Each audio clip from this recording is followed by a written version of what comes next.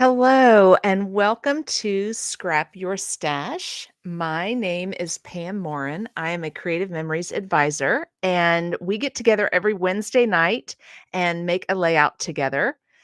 I am pre recording these layouts because I am out of town right now, but I'm so excited to use up more of my scraps.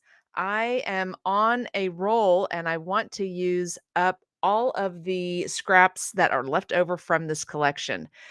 And I love to do that. I love to open a paper pack and pre-make all of the pages with that paper pack and then move on to the next paper pack. I'm really enjoying pre-making my pages and then adding pictures later. So I don't know what your style of scrapbooking is, but I encourage you to try different styles every once in a while just to change it up a little bit and have some fun in a different way. All right. So still using this paper pack that is an outdoor theme, and I love this for my camping album. So I'm excited to make a layout and use up these pieces that I have left over. So what I'm going to do is I am going to start with these two pieces here. These are going to be my base pages for the layout.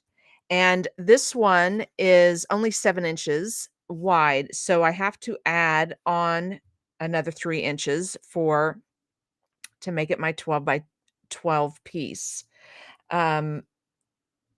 And I'm going to use the wood. I just love this wood. It's got so much texture to it, the firewood pile. And so I'm going to use 3 inches from this, 3¼ inches from this. We're going to adhere it to this to make a full 12 by 12 piece. And then this will be the right side of our layout. And I'm going to use the rest of this wood pile over on this side. So we have that same pattern, that same piece of decorative paper on both sides. So let's start there. Let's do that first. I'm going to trim this off 3¼ inches. This piece is 9 inches. I think I said 7. This piece is 9 inches. Well, not quite 9 inches. And so I need 3¼ inches. I might do 3¾ inches from this wood pile. So let's do that first. Let's do 3¾ inches, I think, just to give us enough so that we have enough to adhere the two pieces together. Okay, so here's my piece that is a little over 8 inches, 8½ inches. And then we're going to take this piece that we just trimmed off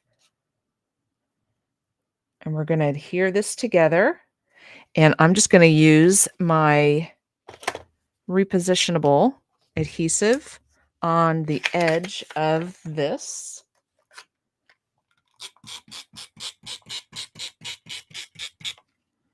Like so. And then just get it lined up. My paper shifted here.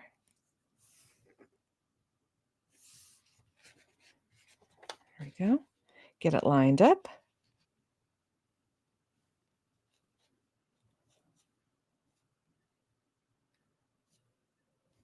Okay, I think that looks good. All right, there we go. So we have some adhesive on that side, and it looks like it's pretty good. Now, if you want to put a strip of paper on the back of this, you can do that as well if you want to make it a little stronger.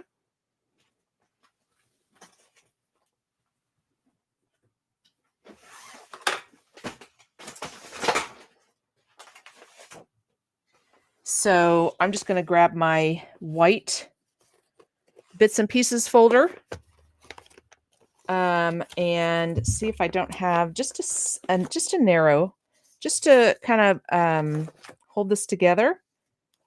Give it another little bit of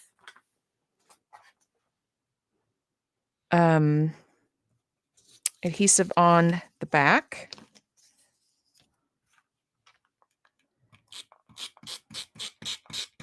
Just to make it a little stronger.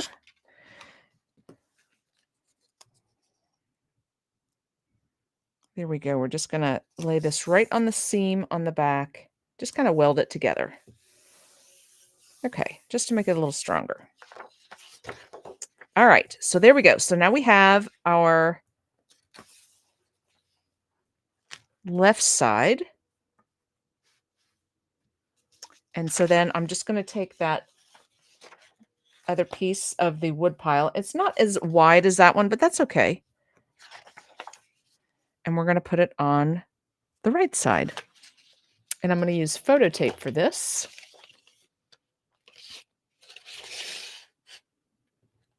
I like to use the photo tape for the bigger pieces. One big long piece of adhesive so it lays nice and flat. Peel a little bit of it up. And then line it up at the bottom.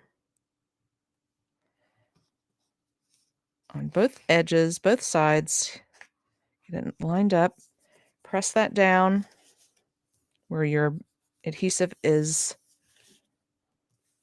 exposed, and then we're going to pull the rest of this off and then just line it up again as you lay it down. Line it up with the edge.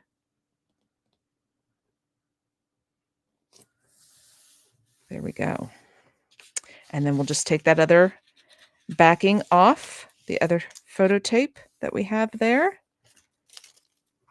Awesome. So there we go. So now we have used up that piece of wood pile on both sides. We've got a nice symmetric on both sides. Then I have a couple other strips of paper that I want to put on here. So I want to add some green to it. And I have this strip left over. So I'm going to cut it in half. So we have half on each side. And I'm just going to find the half point by giving a little pinch on each end. Fold it in half and give a little pinch. And then when I line it up on my trimmer, I'm going to use my sight guide. And those are the little plastic things that are in the arm of your trimmer. There's one at the top, there's one at the bottom. And they have the black line down the center so that you can see where you're cutting. So I just want to make sure my fold is right on those black lines. Yep, looks like I'm good. I'm going to trim that off.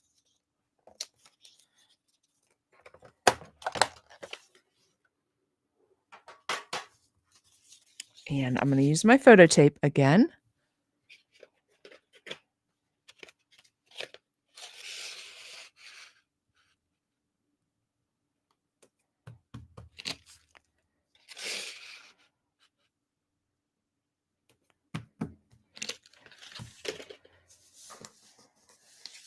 And we're just going to put this right here on this seam.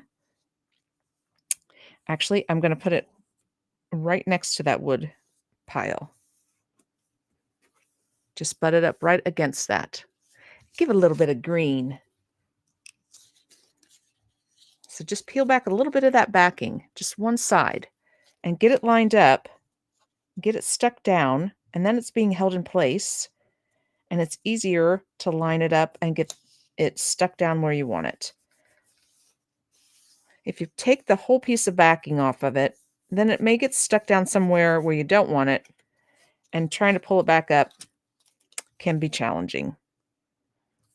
And it can rip your paper and bring some of the color off of it too. So it's just nice to be able to do it in one step.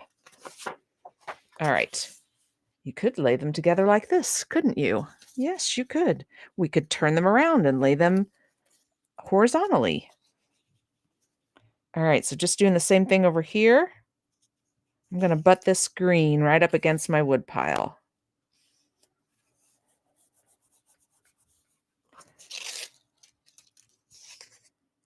Just line it up again.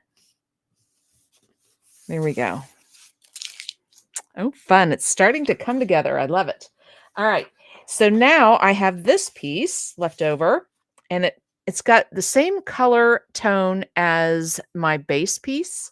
So I'm going to cut a border with this. I'm going to use this Unbelievable border punch.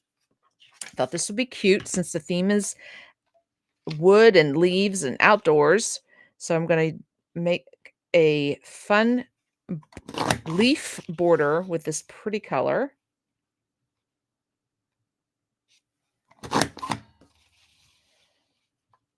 Remember, you just line up as you punch. You're going to pull it through and you're going to line up what you just punched with that silhouette that's on the tray. And that's how you know where your next punch should be. Ah, I just love it. I don't know if we'll put it like that or we'll put it on the green. We'll have to decide. All right. So we're going to do one more of these.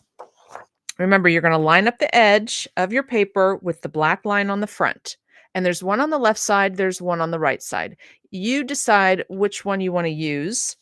However it feels more comfortable, pushing it through the punch is up to you. I'm right-handed, so I like to hold my paper here up against the ledge on the back here.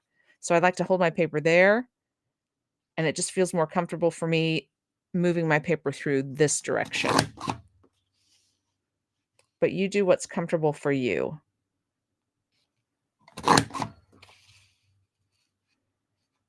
I haven't used this punch in a while, so it's fun to pull out an old tool and use something that's been on your shelf for a while. Okay, there we go. So there's our other border for the other side.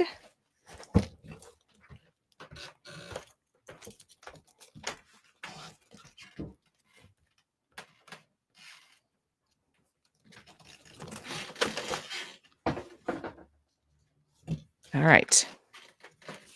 So now we have to decide, do we like the leaf border on the green, next to the green? So there's on the green. Kind of gets lost a little bit. Here is completely next to the green. Possibly. Or here's half and half, a little bit on the green, half on the green and half off the green. I kind of like it like that. All right. Now, what you could do is, if you have another color, I didn't think about this, so I'm not sure if I have another color laying over here, but you could always lay this on top of something to put some color behind it, right? And then add another color into it. So, see if I can find something here real quick. All I have is this brown. But if you wanted to have some color underneath the leaves, you could cut out this oval shape and then put it behind the leaf. But for this layout, we're going to do half and half on the green.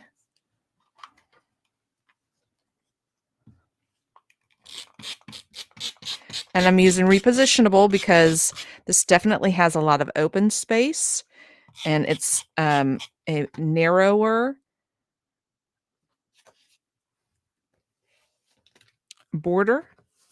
It's got a lot of narrow places, so the repositionable is the easiest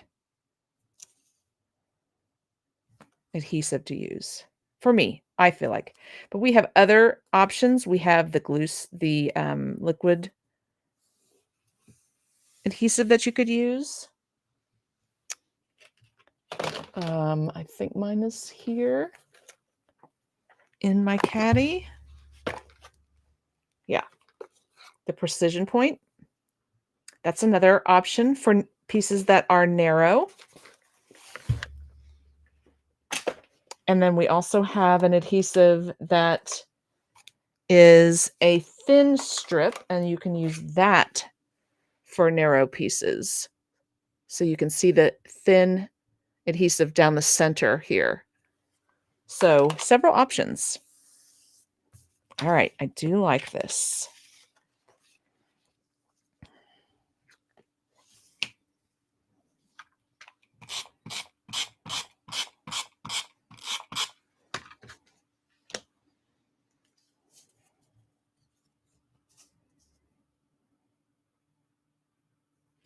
And I'm just lining it up so that the centerpiece just covers up that seam. So right on the edge of the green.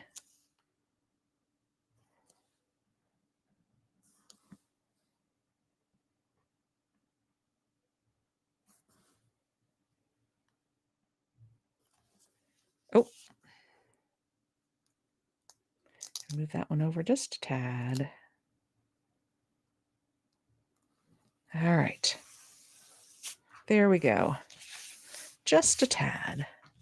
So we talked about we could have it in this direction, right? We could switch it around and put them both in the center. We could turn them and have them be horizontal. Oh, I'm kind of liking it. I like the wood pile that way. All right, let's put our photo mats on. I have this dark brown that I'm going to use. And I'm thinking I'll do a couple 4x6 photo mats, and then maybe we'll see what size we have left over after that. So I always like to measure it. So it's about 10 inches. So I can, if I cut the 4 1/4 first, then I can get 2 of those, 4 1/4, 4 1/4, and then we'll do 6 1/4. And the quarter just gives you a nice amount of frame around your picture. And then whatever's left, that's what we'll have. So 2 that are 4 1/4 by 6 1/4, and 2 that are a little bit smaller than that, just to use up that piece.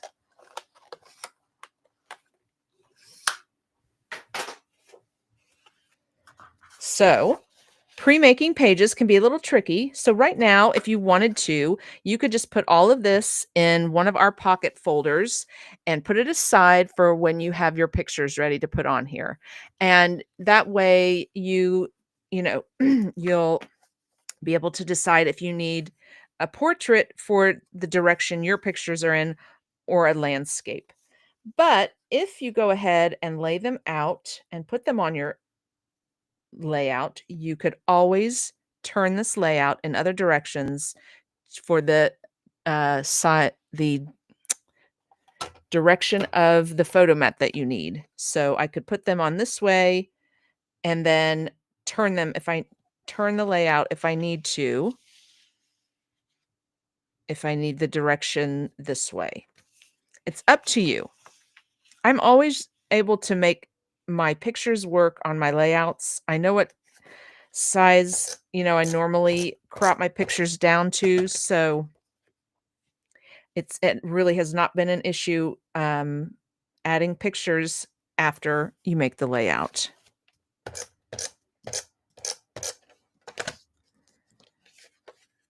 We'll move this one down a little bit. We'll leave a space up at the top for our title.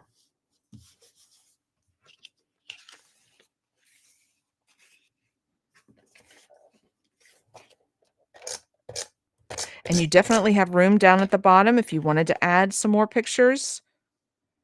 Plenty of pictures. I know that we like to get as many pictures on a layout as we can. I'm going to move this one up to the top. And we have a nice space here for some journaling. Okay. So there we go. So fun and so cute. I love it. I just love it. It looks really good.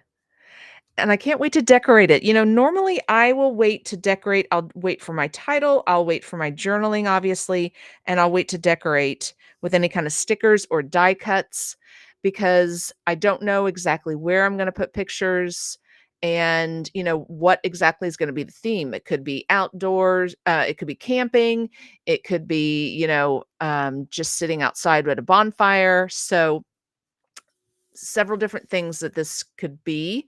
And so I usually wait to decorate and do all that fun stuff once I know which pictures I'm going to put on. All right, ladies. Well, thank you so much for watching tonight. I had so much fun making this layout with you, and I hope you have a great rest of your evening and you have a great weekend. And I will see you soon.